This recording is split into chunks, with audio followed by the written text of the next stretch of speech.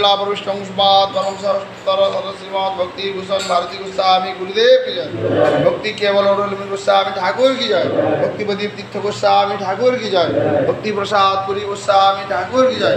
भक्ति सिद्धांत सरस्वती गोस्वामी प्रभुपाद की जय। भगवत कुचुरावणी गौर किशोर दास बाबाजी महाराज की जय। सच्चिदानंद भक्ति विनोद ठाकुर की जय।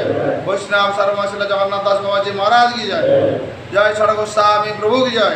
श्री कृष्ण चैतन्य प्रभु नित्यानंद श्री अद्वैत गदाधर शिवासादि गौर भक्त बिंद की जय। जय श्री अंतदीप मायापुरुष मंददीप गद्रमदीप मध्यदीप कलदीप ऋतुदीप जन्मदीप मधुद्रमदीप रुद्रदीप नवदीप धाम की जय। जय श्री राधा कृष्ण गोप गोपी गोवर्धन मथुरा वृंदावन राधा कुंड श्याम कुंड गिरिराज गोवर्धन की जय। पुरुषोत्तम धाम की जय। जगन्नाथ बलराम सुभद्रा सुदर्शन की जय। साक्षी गोपाल की जय। खिरचरा गोपीनाथ की जय। रेमुना धाम की जय। तुलसी देवी की जय।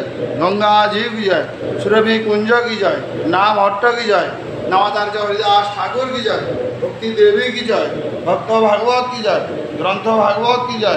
गोल मंगल हरिनाम संकीर्तन की जय। गोल करताल की जय।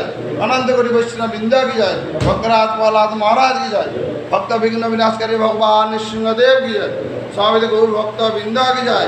जय जय सच्चिदानंद भक्ति विनोद ठाकुर 110तम विरह तिथि पूजा महामहोत्सव हरिनाम संकीर्तन महामहोत्सव की जय।